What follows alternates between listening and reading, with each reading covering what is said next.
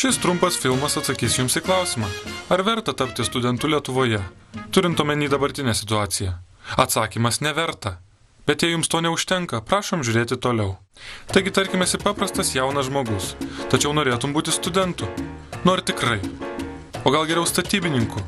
Tapdamas studentu tu tik užsigarantuosi savo miglotą ateitį, o tapęs statybininku galėsi apie ateitį išvis negalvoti, gauti per daug pinigų ir puikiai gyventi šią dieną.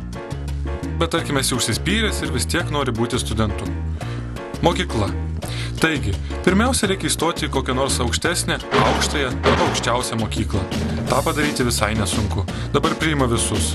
Kokia ta mokykla taip pat nesvarbu. Specialybė irgi. Mažai šansų, kad baigęs orlaivių pilotavimą, tu pilotuosi orlaivį. Greičiausiai dirbsi pardavimų vadybininku arba projektų vadovu. Už apgailėtinus 1000 litų į rankas. Žodžiu, nei darbas, nei atlygis už tą darbą tau nepatiks. Gyvenamoji vieta. Kai jau įstoji, reikia atsikraustyti iš mažo miestelio į didelį. Kraustytis reikia į nuomojamą butą už 1000 litų, į mažą kambarį pas seną moterį su ūsais už kokius 400, arba blogiausio atveju trivietį bendrabučio kambarį už 150. Tarakonai, iš rozečių rūkstantis dūmai, šlykšti budėtoja ir nuolat girtaujantis kambariokai eina kaip nemokami priedai. Stipendija.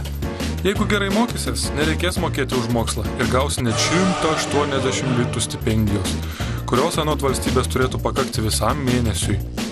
Papildomai užsidirbti, visą dieną prasėdint nenaudingose paskaitose, nelieka laiko.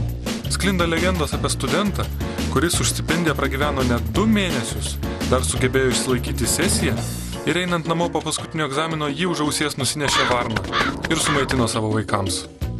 Taip nutiko todėl, kad jis buvo sąžiningas, jis nenusirašinėjo, jis mokėsi.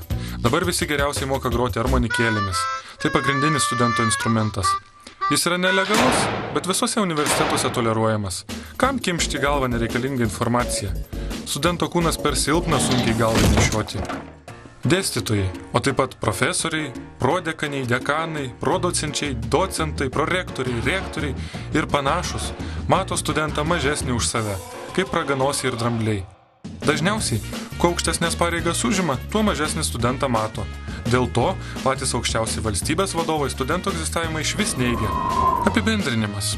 Jei tik turi galimybę užsimti kitokią veiklą, nei būti studentu, užsimk ją, o jei jau vėlu ir mesti vidury studijų kažkaip pabydna, tada ieško kažko, kas garsiai kalba tai, ką tu tyliai galvoji ir nedrįsti pasakyti. Tada pasidaro šiek tiek lengviau. Kirtis mažai loja, bet stipriai kanda.